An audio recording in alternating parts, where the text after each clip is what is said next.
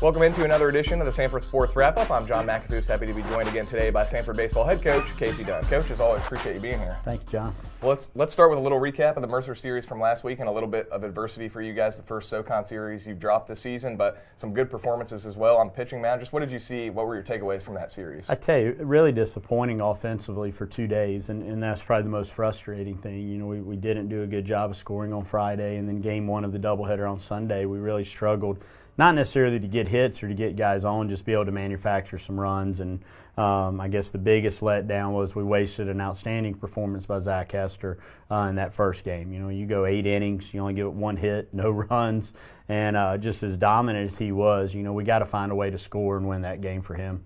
Yeah, talk a little bit more about what Hester has brought this year. I know we've talked in the preseason about how it's not always an easy transition to go from JUCO to Division I, but he's been excellent. He was pitcher of the month in April. He was pitcher of the week last week, and he's given up 2 earned runs, I think, in his last 35 innings. What have you seen from him development-wise throughout the year? You know, I tell you, he has developed on what he does on the mound. You know, I think the greatest attributes he has is he's a strike thrower who's ultra competitive, and that's something that he's been his whole life, and that's something that attracted to us as we recruited him out of Eunice. But you know, this fall was a challenge for him. He really struggled in the fall adjusting to Division I baseball and facing Division I hitters every day. And, you know, tip of the hat to him and what Coach Trout did with him in terms of developing a better breaking pitch, understanding a little more about how he's got to pitch to be effective at this level. And, you know, really it's a credit to what he's been able to do. It's a credit to what Coach Trout's been able to help him do.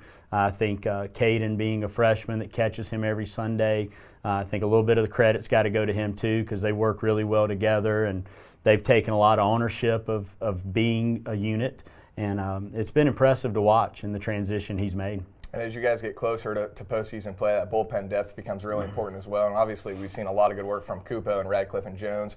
Who are maybe some other guys that you're looking to step into bigger roles as you get closer to the end of the season? I think when you get to the tournament, you look at those guys that are successful in the middle of the weeks, you know, on those Tuesday, Wednesdays, which statistically speaking, Gene Hurst and Jalen Long may not have the greatest numbers, but I've really been pleased with the progress they've made as freshmen. I think as a staff, we've done a good job of getting them a lot of work on those midweek games to hopefully prepare them, you know, for that deep run into a tournament. You know, you hope you don't have to get too deep on a staff at tournament time, but it tends to happen. And I think those are 2 young guys that you can look at and say, man, they're going to be there for us.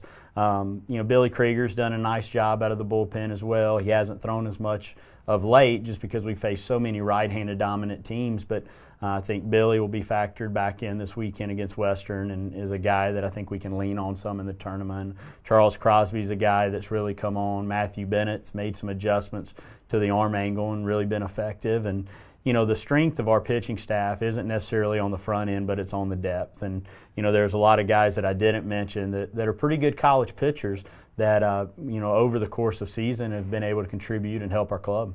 Western this weekend, as you mentioned, last home series of the year. Just give us a little season or series preview against the Catamounts. I think offensively they're really good. You know, I think they're the top offensive club in our league right now within conference games. Justice Bigby and Matthew Kohler are arguably 2 of the best offensive players in the league, if not the top 2. You know, Bigby especially is a sophomore that should be a high draft pick next year as a junior. Kohler's a senior that is only in college because he was injured. You know, otherwise he would have been a junior pick. So offensively, they pose a challenge for our pitching staff. On the mound, there's not a lot of depth to them when you look at just their numbers, but they have a couple front-end guys that are really good. Chase Walters, one of the top guys in our league last year that's a starter.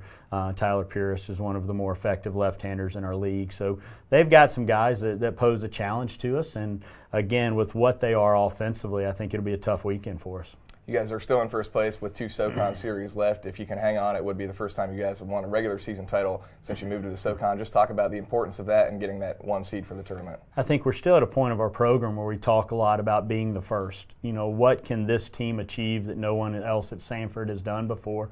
And while we've won conference championships before in the regular season, we've never won a SoCon. So this is an opportunity for this club, the 19 club, to do something that's never been done here before, and I think there's a lot of pride in that. There's a lot of desire in our kids to try to finish this thing off. We had a great beginning to the conference series to put us in position, and now we've got a challenging finish to hold on to it, but I think our guys are excited about that opportunity. Coach, appreciate your time. Best of luck the rest of the way. Thank you, John. Samford baseball head coach Casey Dunn. Stay tuned. We've still got an interview with Stephen Jones coming up next. Welcome back to the Samford Sports Wrap-Up. I'm joined now by senior pitcher Stephen Jones. Stephen, appreciate the time. Yeah, no problem.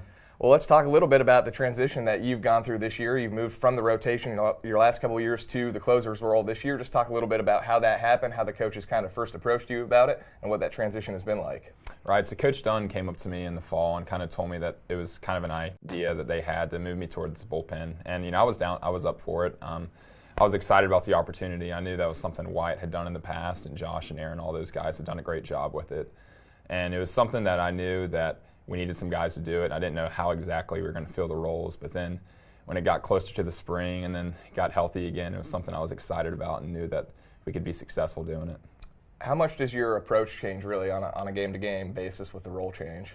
It's different knowing that I won't be throwing just once a week. So I kind of like that aspect of it because, if you don't have a great game, you can come out the next day and, have an opportunity to help win a game.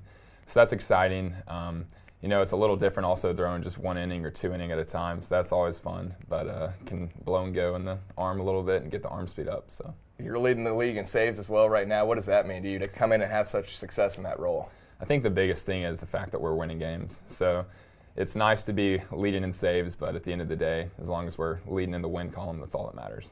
Yeah, you talk about the wins, and you got a chance to set the regular season record for wins. You got a chance to get the #1 seed. You're in first with 2 weekends left. Just talk about the success of the team and what you think this team can accomplish.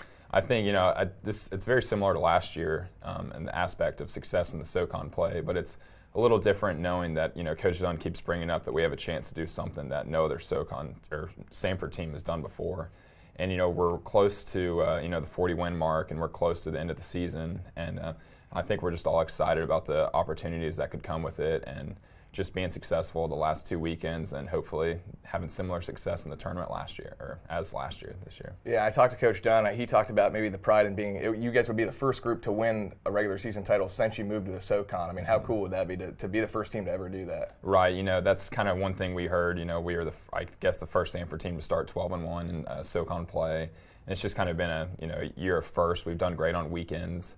And, having the opportunity to win a regular season SoCon championship would be great, but at the end of the day, we'd like to win the tournament too. So. Stephen, appreciate your time. Best of luck the rest of the way. Thank you.